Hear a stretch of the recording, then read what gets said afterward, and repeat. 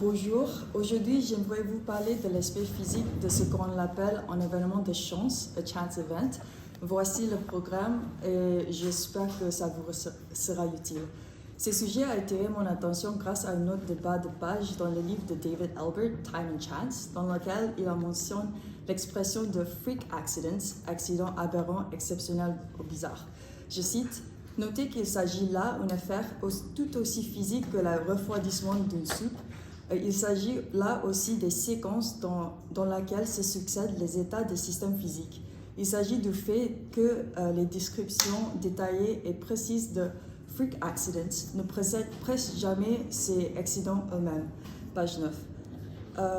Notre démarche s'inscrit dans la tension qui existe entre deux éléments. Premièrement, le concept de l'inversion du temps ou la symétrie du temps, où deux états, la soupe froide et la soupe refroidie, sont considérés les mêmes.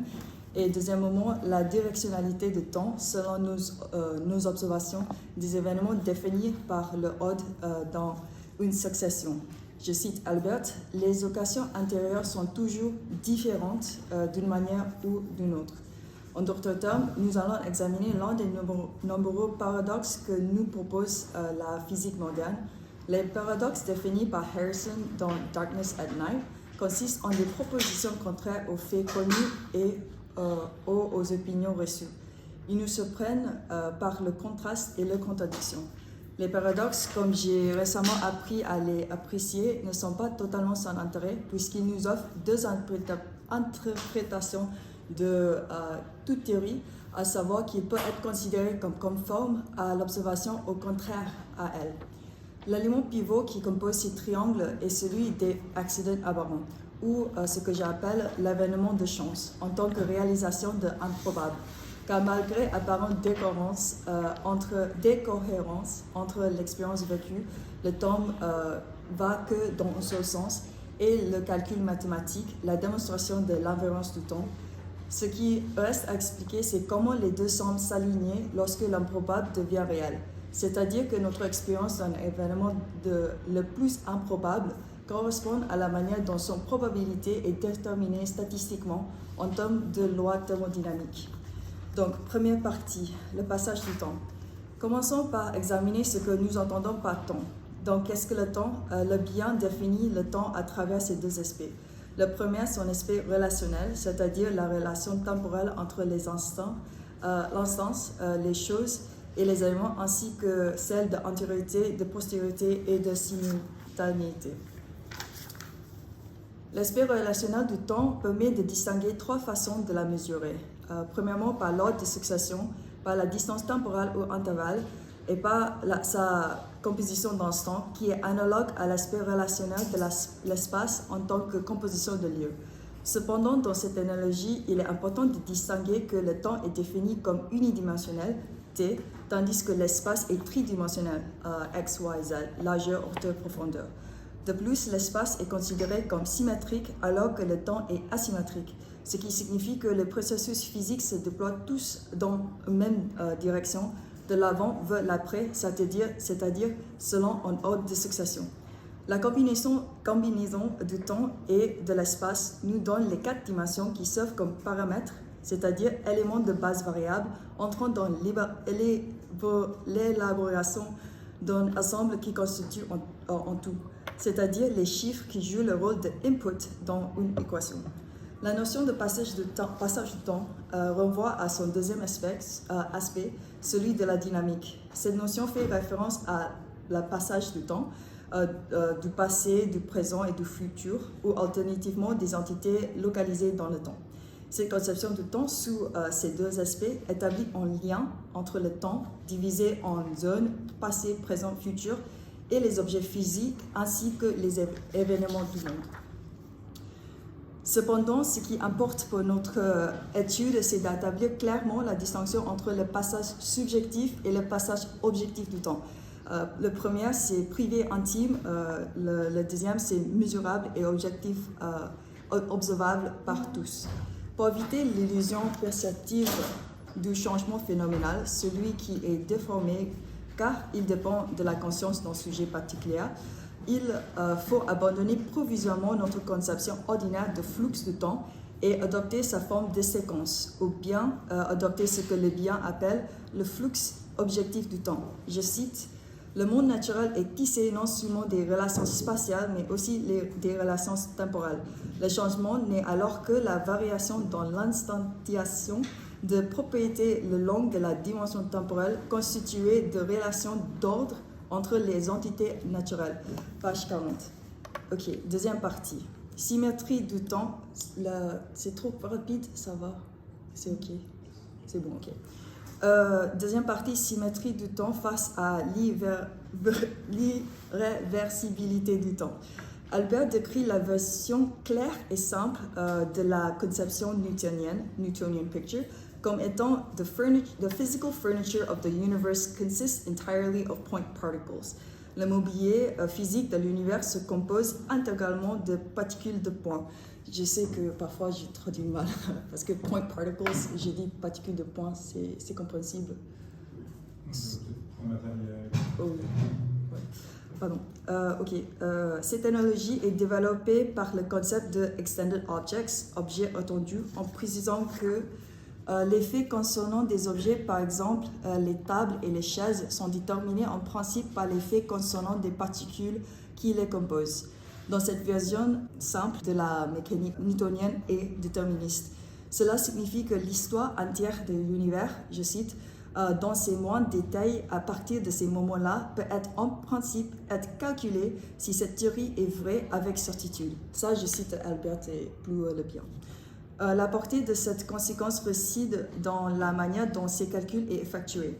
En calcul différentiel, calculus, qui consiste en une succession d'approximations de plus en plus précises, il ne faut que deux informations logiquement indépendantes, à savoir deux chiffres. Le premier chiffre, la position actuelle de la particule. Le deuxième chiffre, c'est la vitesse actuelle de la particule. Je cite, « Afin de spécifier pleinement la situation physique actuelle d'une telle particule et de calculer, à l'aide des lois classiques du mouvement, toutes ces situations futures. » Page 5. Ici, le terme actuel, at present, ne signifie pas maintenant, now or the present.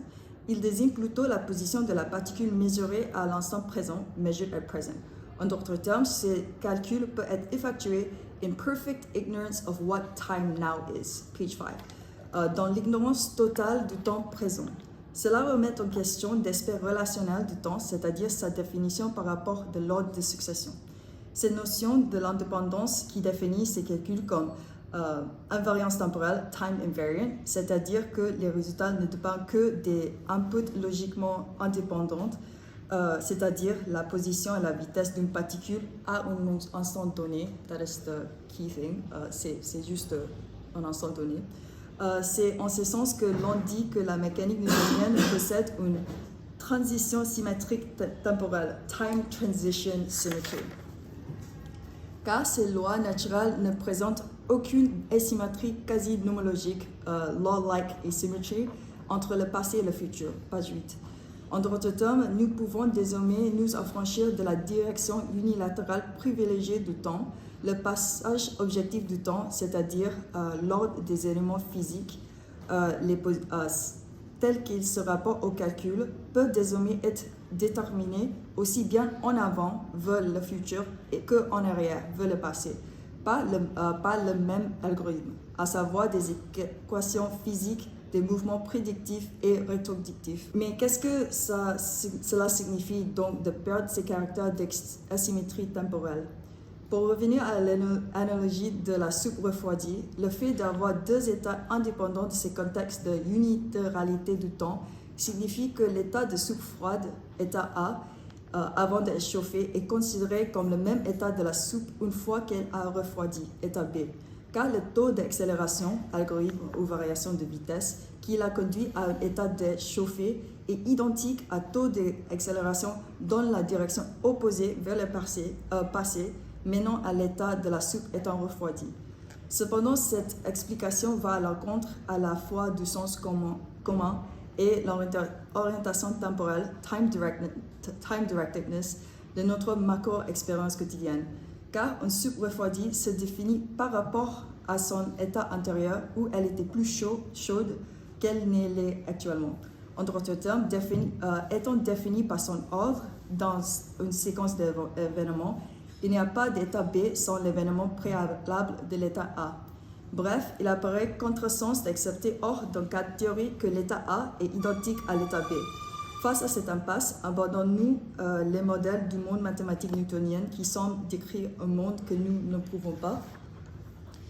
Ce qui suit n'est pas la correction de la version simple de la mécanique newtonienne, mais une version plus complexe dans le cadre des lois de l'électrothermodynamique de Maxwell, qui inclut les conditions dynamiques complètes à cet instant, le contexte, nécessaires pour mettre en lumière toutes les ressources prédictives des lois dynamiques de la physique. La dynamique classique est dite avoir une variance inversion temporelle partielle, partial time reversal invariance.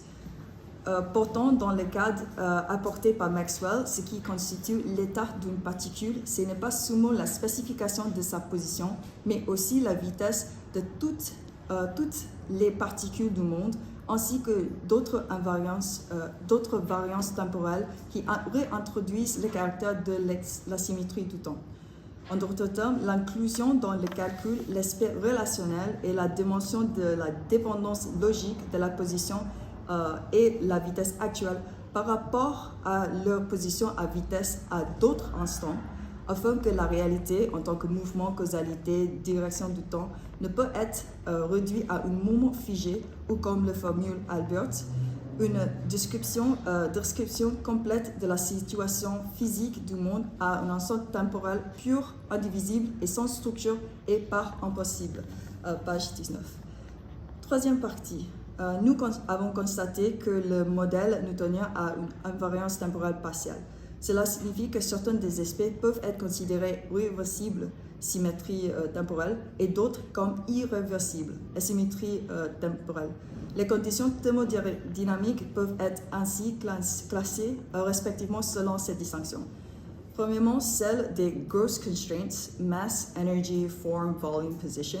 Deuxièmement, est celle de variables microscopiques, comme pression, densité et température. L'invariance temporelle se comprend ici en fonction de la nature de la transformation. La première loi de la thermodynamique est la loi de la conservation de l'énergie totale. Cette loi implique que l'énergie totale de tout ensemble des systèmes en interaction les uns avec les autres est nécessairement toujours conservée. Cela signifie simplement qu'il existe des conditions quant à type de transformation pouvant se produire au sein d'un système isolé. Une transformation est réversible lorsque la modification des gross constraints est inversée. Je vais tenter parce que c'est une bonne bouteille. En serrant cette bouteille, j'augmente la pression continue dans ces réceptacles, ce qui montre sa température. Si j'inverse la position de ma main en relâchant ma prise et que j'enlève la pression, la température baisse. Cependant, nous observons ici, c'est pas minuscule, mais ça se voit ici, les effets des transformations irréversibles, qui constituent des transitions thermodynamiques dotées d'une directionnalité du temps. En d'autres termes, lorsque le gross constraint, la position de ma main, sont modifiées, ces transformations ne s'annulent pas lorsque les modifications sont inversées. Le processus irréversible, comme le passage de la jeunesse, sont déterminés par la deuxième loi de la thermodynamique qui comprend trois formulations décrivant respectivement les principes du transfert de chaleur ou la transformation spontanée, de la conversion de l'énergie thermique en travail et de l'entropie. Nous nous intéressons aujourd'hui aux premières et troisième formulations. Donc, première formulation de Clausius à propos du transfert de chaleur ou de la transformation spontanée. La formulation est ainsi. Aucune transformation dont la seule conséquence thermodynamique soit le transfert d'une quantité donnée de chaleur d'un corps plus froid vers un corps plus chaud n'est possible. Plus simplement, la chaleur transfère ou passe naturellement du corps chaud vers le corps froid. J'ai repris la formulation complète afin d'attirer votre attention sur le mot possible et sur ça va impliquer avec la définition de la chose. La troisième formulation d'entropie, donc on va commencer par définir cette terminologie chargée de sens. Donc ici, entropie, issue de grec, comme entropie, en comme dedans, tropie comme topos au lieu, désigne le changement au sein d'un système total ou la transformation. Boltzmann, physicien autrichien, définit l'entropie comme la mesure du nombre d'arrangements microscopiques possibles ou d'états d'individualisation des molécules dans un système qui satisfont à la condition microscopique de ces systèmes. En d'autres termes, l'entropie est la mesure de la probabilité de chaque configuration, de la plus probable à la moins probable. Et voici la formulation. L'entropie totale du monde ou de sous-systèmes isolés du monde au cours de toute transformation possible, soit maintient la même valeur, soit augmentée. Cela signifie que la transformation est irréversible. Cela signifie que si la transformation est réversible, la valeur de l'entropie reste constante, elle conserve la même valeur, et si la transformation est irréversible, la valeur de l'entropie augmente. C'est-à-dire que la valeur de l'entropie de l'état B doit être supérieure à celle de l'état A. Plus simplement, les systèmes évoluent naturellement vers des ordres accrus ou un état d'entropie plus élevé. Donc, on voit maintenant de la directionnalité du temps en tant qu'ordre de séquence succession et maintenant comme état avec une entropie plus augmentée ou soit restée de la même valeur.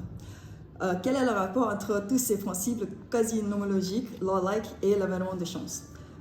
Pure dynamical chance, pur hasard, selon Albert, fait référence au fait que les lois qui régissent chez ces changements de transformation échouent tout simplement à être déterministes.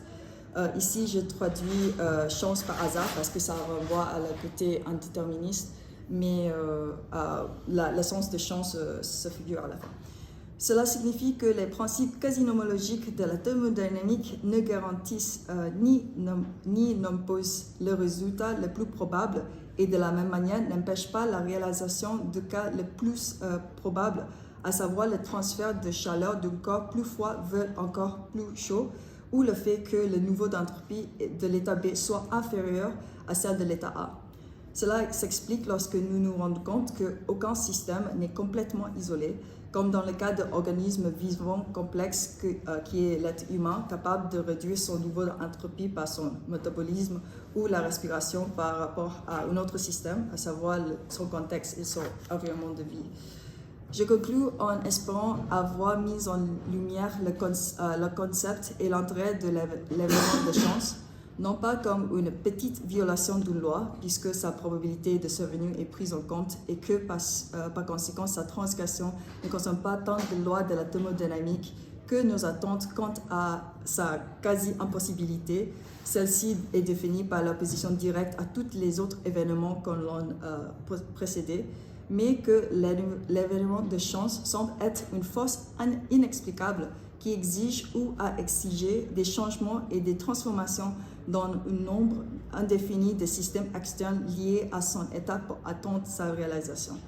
Plus précisément, cela nous renvoie à la première loi de la thermodynamique où rien n'est créé ni détruit, mais seulement transformé. Ce qui a été attendu dans ces systèmes, une entropie égale ou supérieure, est déplacé vers un autre système. Je ne prétends pas que la question de la directionnalité du temps soit résolue, ni par le passage objectif du temps, ni par la probabilité quasi-nomologique selon laquelle tous les systèmes tendent vers l'entropie croissante.